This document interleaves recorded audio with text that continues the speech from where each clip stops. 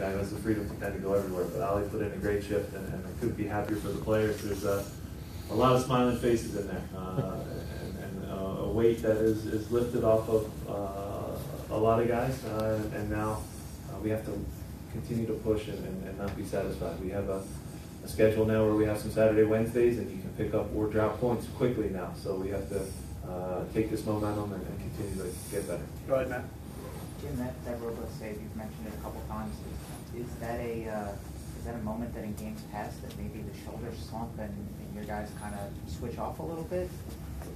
I would I'd flip it and say Andre's save to keep us in it was even bigger, and I think that was a moment that gave guys confidence. You know what, this is, in a good game like it was tonight, in a good game, goalkeepers need to make big saves, and both of them did. So it had the feel of a game that could, at that stage, go either way, and you saw our group not shrink.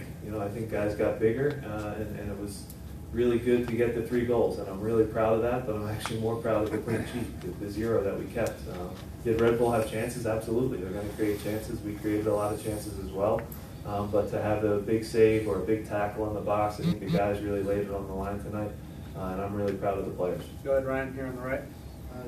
Derek and Keegan come into the game, and the game seems to change. Is that a coincidence that happened, or did they have that impact? They're both really good players. And that's one thing you can take from it. A lot of variables go into games changing. I thought Ray put in a great shift, had a tough injury that he's a pretty tough guy to go through to even go back out on the field. Yeah, but Keegan came in, and listen, our right back spot is probably the best in MLS. I believe that. So one or the other, we believe in. Keegan is still a great player. He stepped on the field in a tough spot. He did a great job. Derek Jones, again, that's the spot in an end-to-end game where Roland has the injury, and now Derek gets thrown in, and he doesn't get nervous. So it's a good thing. I don't know whether it's because he's young and naive, or he's just brave, or he's that good. I think it's a combination of all of those things, and he's a special player. And again, I just mentioned it with Ernie. We were talking.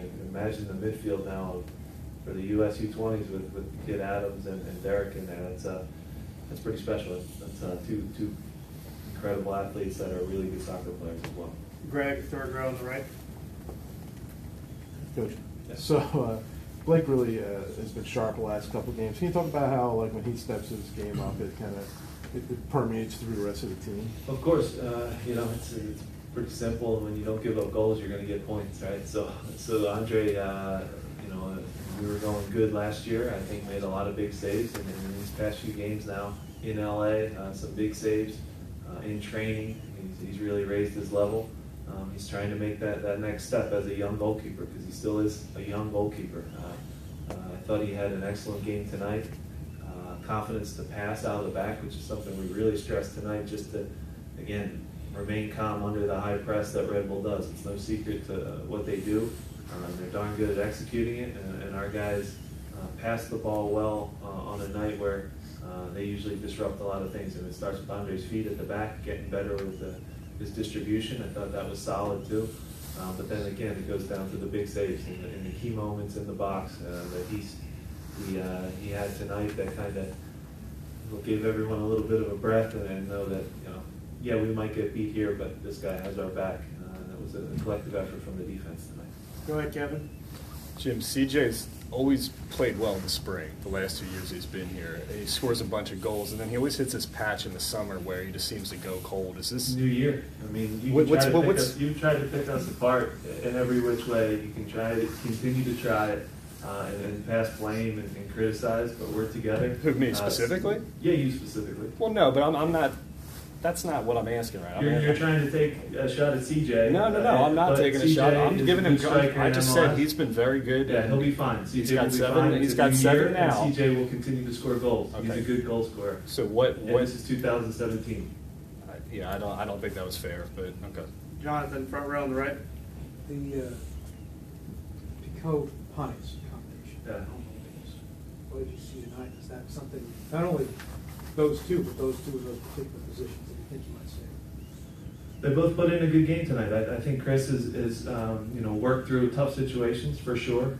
No question about it. I think that You know, he's a guy who, you know, whether he's on the right or the left, you're starting to see a comfort level on the right with some of the cross he plays tonight, for example, to CJ. A guy that, you know, is an experienced player, a guy that I believe in, I need on the field because I know what he's going to give. And he's a leader out there.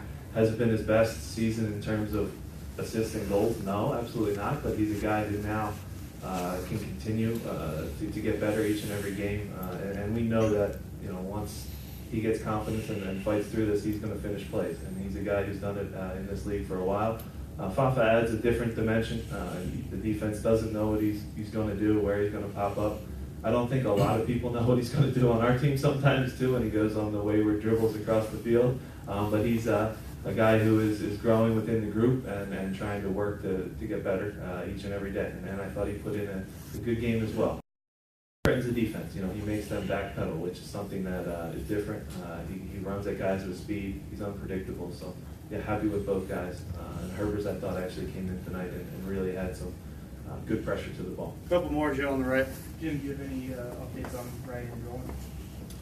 Yeah, Ray took a hard knock on a really hard tackle where I think both guys are going to come out with a little bit of an injury on it. I think that I don't want to speculate. We'll see. I don't think anything is broken. I hope not. But really hard, just kind of bone on bone injury. Roland said he felt his quad go. I asked if it was a pull or did he get kicked, and unfortunately, I believe he said he felt a little bit of a pull. How bad it is, I don't want to get too far ahead of myself. But at the same time, something that we'll have to monitor. We have a very good sports performance department that will take care of them and get them ready as quickly as possible because they're two important guys. Go ahead, Matt. Jim, is there something different that you see in CJ in the way that he's taking some of these goals? I mean, the first goal is him driving right at the heart of defense with the ball in his feet. Is there something that you see that's different in him this year from years past, maybe? He's the same. Again, he's the same player. He's confident, though. When strikers are confident, they go on runs, just like Bradley Wright Phillips. When he's confident, he goes on runs. David Villa, the same thing. So it's not one thing. It's getting service. It's a little bit of timing and movement in the box. Sometimes the ball just drops to you and you get on